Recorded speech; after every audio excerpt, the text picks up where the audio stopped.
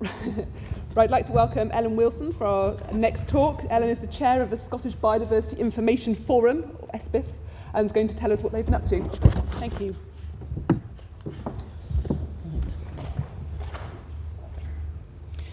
Okay, well, thanks very much for having me along today. I'm just going to talk to you a bit about the SBIF review, its progress, and how we're going about rethinking the biological infrastructure for recording in Scotland. For those of you that don't know me, I work for RSPB. I'm head of their conservation data there, and I'm also SBIF chair, and I'm really honoured to be here to speak to you in that capacity. I should begin really by saying that this talk may have some sensitive information inside. We're looking at the whole infrastructure, and there are some sensitive conversations going on. So just be aware, as I go through the talk, that actually some of these things haven't been talked about in sort of open fora before. And although we're trying to talk about all these things sort of sensitively, collectively, together, there are bits and pieces where we don't yet know what it might mean for people who have a real interest and a real commitment to the infrastructure. So just be aware. And also, it's a work in progress. We're right in the thick of lots of work right now. We haven't got final answers or even really that many early findings. So do handle with care what I'll be talking about today. So, in terms of why have a review, some of you will already know that back in 2009 there was a public petition that called on the Scottish Parliament to urge the Scottish Government to establish a more effective infrastructure for biological recording in Scotland. And so SBIF was formed in 2012, and we recognise that there are so many different stakeholders and so many different relationships in the infrastructure, and really diverse needs and priorities. And the one thing that we had in common was that we all agreed that in some way or other things could actually be better, and in some ways a lot better. And there have been many excellent reviews over the years where actually we're starting to see history sort of repeating itself, with each review touching on the same issues and not really quite cracking the deal.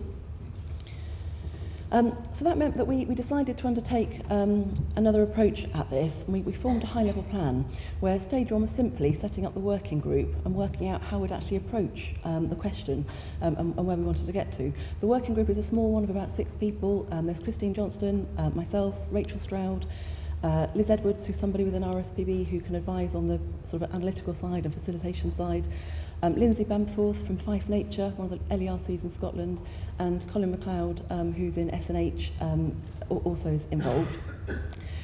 So we divided it into a number of stages, and the first stage was to go and find out the perspectives of everybody involved in the infrastructure. And amazingly, there are 11 different sectors that we've recognised and about 12 different roles. And so we've taken a kind of 3 ways of finding out what people are thinking and feeling and what their hopes are for the future, through using or through a literature review to look at the past and what's already been thought about, through interviews of key stakeholders, and through a big questionnaire that was publicly open to everybody in the UK, actually, to give their perspective on what they thought. And we're now actually moving in, we're now halfway through actually stage 3 in terms of holding workshops to find and evaluate options, just exploring how could things be different without being constrained by actually what's already in place. And those workshops are a lot of work, but they're actually going really, really well. Stage 4 will simply issue recommendations from the review. It's only a review. It's just setting out vision and what we'd like the changes to be that would bring about a better infrastructure for all of us. So stage 4, if those recommendations are accepted, will be about planning the implementation of those recommendations for all the people who might be involved. And lastly, perhaps the biggest phase is actually supporting any implementation that we decide to do to help everybody to bring about this new future. I should say that all of our information, all of our materials are openly available pretty promptly after all the activities that we do on the NBN website, so go and have a look. I can only really signpost details today. I haven't got time to go into lots and lots of detail on each thing. With a literature review, it went back to 1968, lots and lots of documents that we uncovered, all with very consistent messages about the value of our recording in the UK and how actually we still haven't quite cracked flowing all the data that we collect to all the possible users who could use it and take value from it. And the little agenda I've put up there is actually from 32 years ago. We're actually talking about all of those things today, the conversation hasn't always moved on that much. So onto the interviews. We interviewed about 41 of the people we felt were the most influential and interested in the SBIF review and in improving the infrastructure, not just actually in Scotland, but in the UK. So we talked to people from across the UK. And we came up with these rich pictures of what everyone felt. And do have a look at these rich pictures. They're in the outputs of the interviews on the NBN website. We've kind of summarised them into three things. One around what the service community want, which is around consistent systems for planning, screening planning applications, sustainable funding, technical support, a central database for everyone, income being generated from value-added data products, and so on. The biological recording community are really more concerned around simple, transparent, clear data flows. They're finding the data flows and the way we submit data very confusing. And the data community, again, clear and simple data flows, tools to manage data holdings, so the Recorder 6 conversation's very timely, and so on. I won't go through all of them, but have a look at those. They're really, really interesting reading and giving you the genuine summary of what people said to us. In terms of the questionnaire, it was a big one. We had 290 responses, which was wonderful.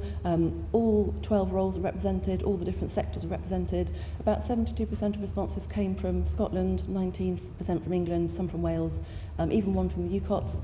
And what was interesting was the fact that of all the sectors we recognise, over 75, all of them are doing more than 75% of all of the roles in the infrastructure. There's a lot of overlap and complexity in terms of what's happening.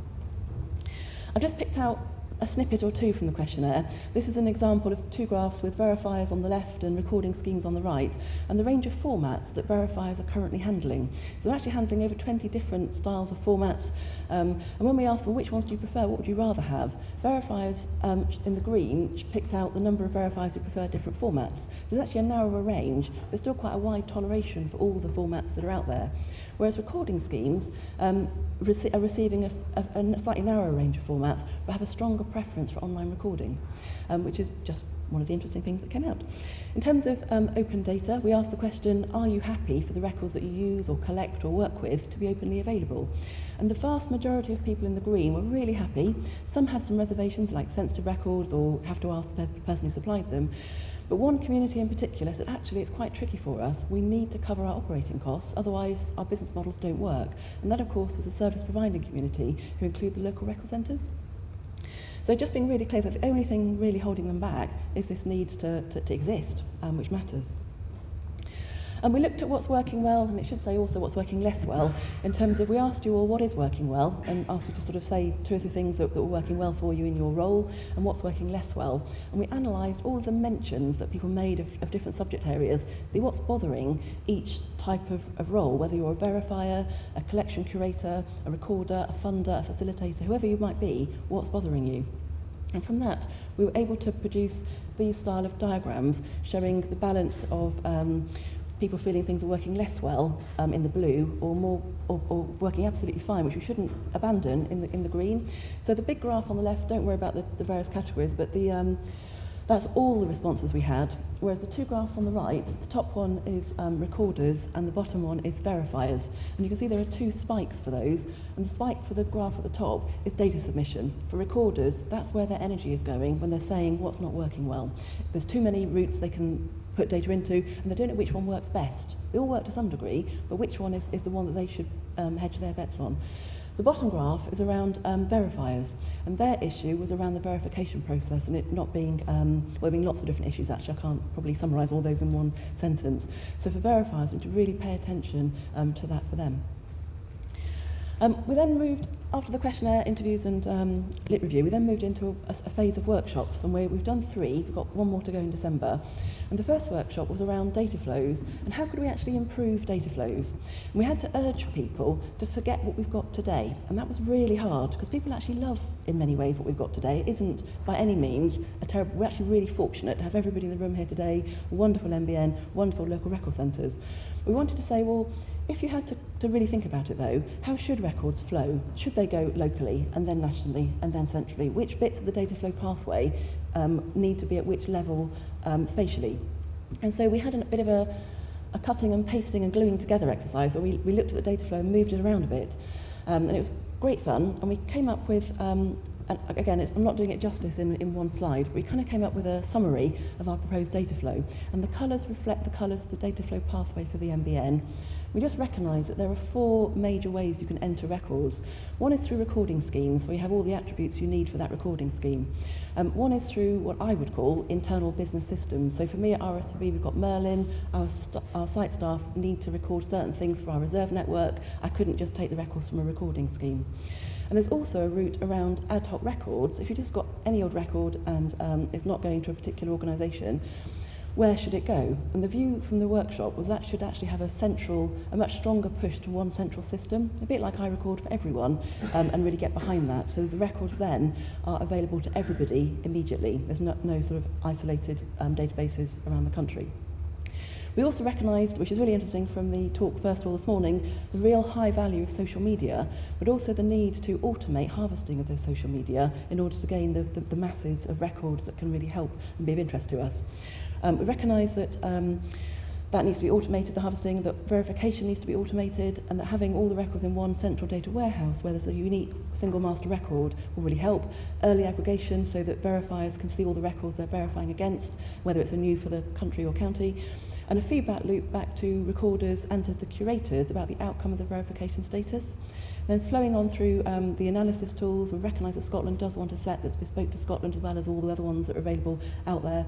We didn't really cover data services in the data flow workshop, but we recognise that there are data services that add value to the data, as well as providing the raw data through web services and online access points, and as many, the more the merrier for online access. So that was it in a kind of nutshell. Plus, by the way, feedback to recorders really matters, and understanding how their records are used and what impact they're having.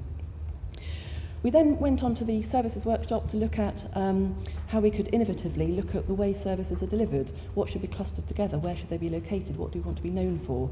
And that was challenging and fun. And we came up with a proposed service model about what services be delivered at each level so that there wasn't duplication. At the moment, we've got things happening at actually all 3 levels, regionally, nationally and centrally. And we kind of concluded we should really be talking about regional because it's challenging to resource the very local with having teams of people in every single, certainly in Scotland, local authority. So the kind of things coming up under regional were, no surprises, engaging with recorders, engaging with the public, entry-level training, enhanced access to data and added value support for planning, screening and so on.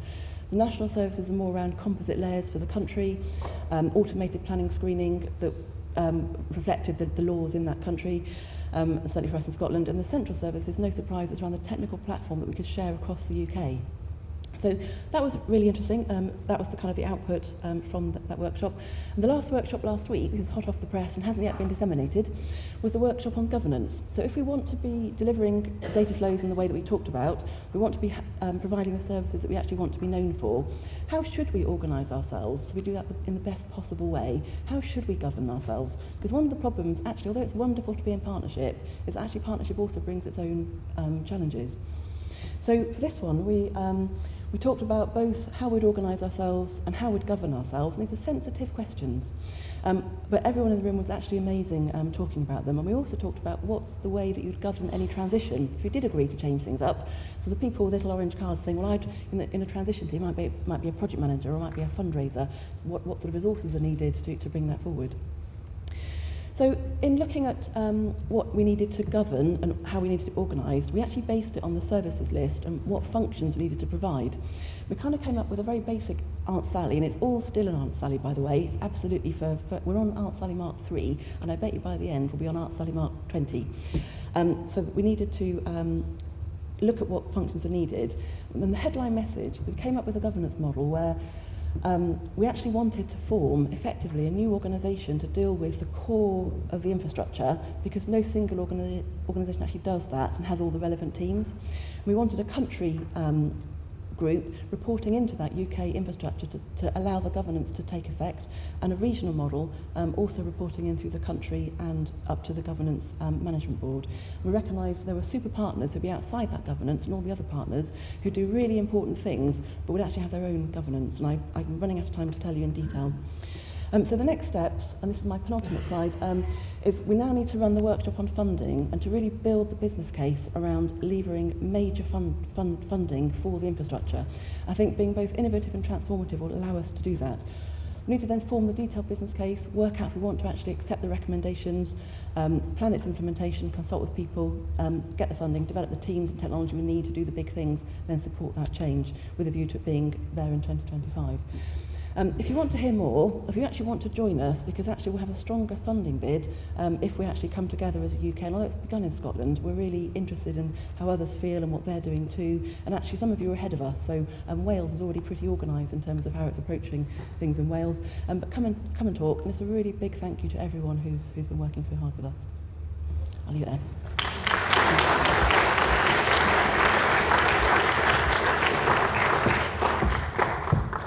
Perfect timing, thank you. Any questions for Ellen?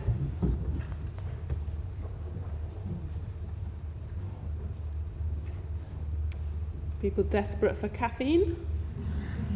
Any questions? I think you've got away with it as well, but hopefully people can chat to you over coffee. Yeah, please do. So now it's time for our coffee break. So coffee and tea and biscuits will be served back in the restaurant. But I'll put a challenge out to you. From hearing our keynote speaker this morning, how about everyone trying to use their social media platforms in the coffee break, share the Facebook Live video, tweet, do whatever you do. Interested, when we come back, I'd like to see how many Facebook Live views we've got or shares and how many tweets are using our hashtag to see whether actually any of what Simon was saying has sunk in. If we're finished, back to the next session at 2:45. We're going to start then, so if you could start making your way back about 22, that would be great. Thank you very much.